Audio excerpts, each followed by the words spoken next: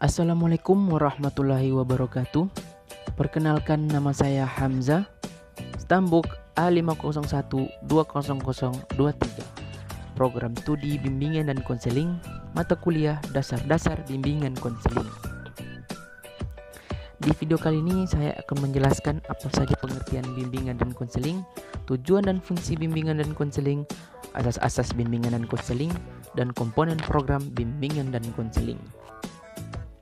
Langsung saja kita menuju ke pengertian bimbingan dan konseling. Apa itu bimbingan konseling? Bimbingan konseling adalah proses interaksi antara konselor dengan konseli, baik secara langsung maupun tidak langsung, dalam rangka untuk membantu konseli agar dapat mengembangkan potensi dirinya atau memecahkan permasalahan yang dialaminya. Bimbingan dan konseling juga dapat didefinisikan sebagai upaya sistematis, objektif, logis, dan berkelanjutan serta terprogram yang dilakukan oleh konselor untuk memfasilitasi perkembangan konseli untuk mencapai kemandirian dalam kehidupannya. Tujuan dan fungsi bimbingan konseling. Tujuan bimbingan dan konseling adalah untuk membantu individu memperkembangkan diri secara optimal sesuai dengan tahap perkembangan dan predisposisi yang dimilikinya, seperti kemampuan dasar dan bakat-bakatnya, berbagai latar belakang yang ada seperti latar belakang keluarga, pendidikan, status sosial ekonomi, serta sesuai dengan tuntutan positif lingkungannya. Secara khusus, layanan bimbingan dan konseling memiliki tujuan sebagai berikut. 1. Merencanakan kegiatan penyelesaian studi, perkembangan karir serta kehidupan peserta didik di masa yang akan datang. 2. Mengembangkan seluruh potensi dan kekuatan yang dimiliki oleh peserta didik seoptimal mungkin. 3. Menyesuaikan diri dengan lingkungan, pendidikan, dan lingkungan masyarakat. 4. Mengetahui hambatan dan kesulitan yang dihadapi peserta didik dalam studi, penyesuaian dalam lingkungan pendidikan dan masyarakat. Bimbingan dan konseling berfungsi sebagai pemberi layanan kepada peserta didik agar masing-masing peserta didik dapat berkembang secara optimal sehingga menjadi pribadi yang utuh dan mandiri. Adapun fungsi-fungsi bimbingan dan konseling dijelaskan sebagai berikut. A. Fungsi pemahaman. Fungsi pemahaman yaitu fungsi bimbingan dan konseling yang akan menghasilkan pemahaman tentang sesuatu oleh pihak-pihak tertentu sesuai dengan kepentingan pengembangan peserta didik. B. Fungsi pencegahan.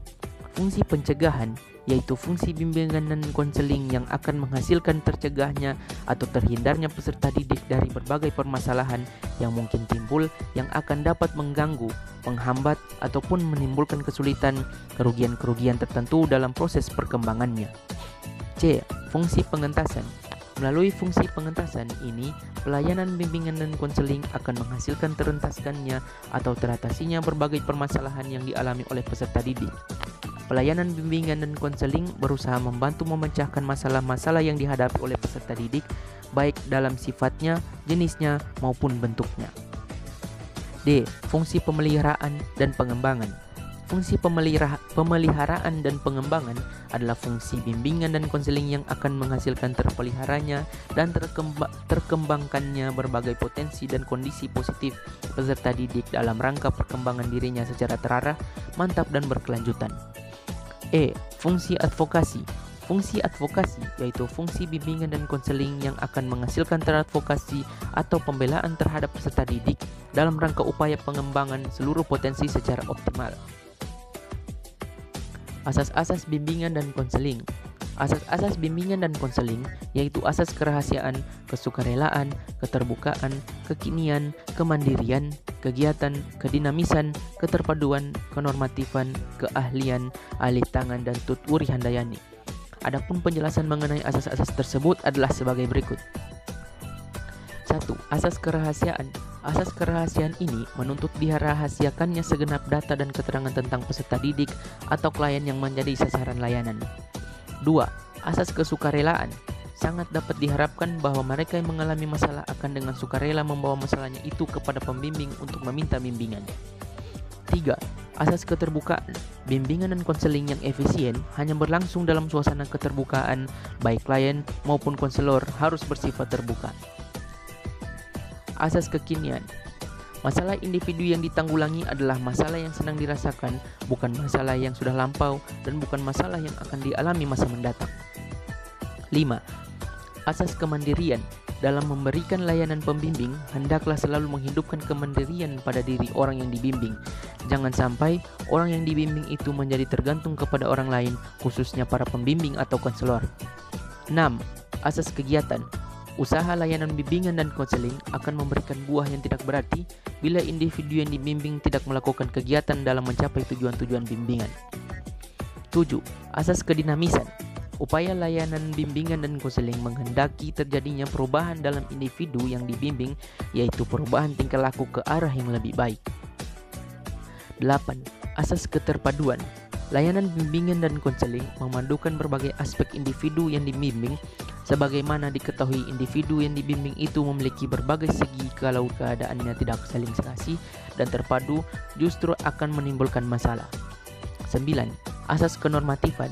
Usaha bimbingan dan konseling tidak boleh bertentangan dengan norma-norma yang berlaku, baik ditinjau dari norma agama, norma adat, norma hukum atau negara, norma ilmu, ataupun kebiasaan sehari-hari.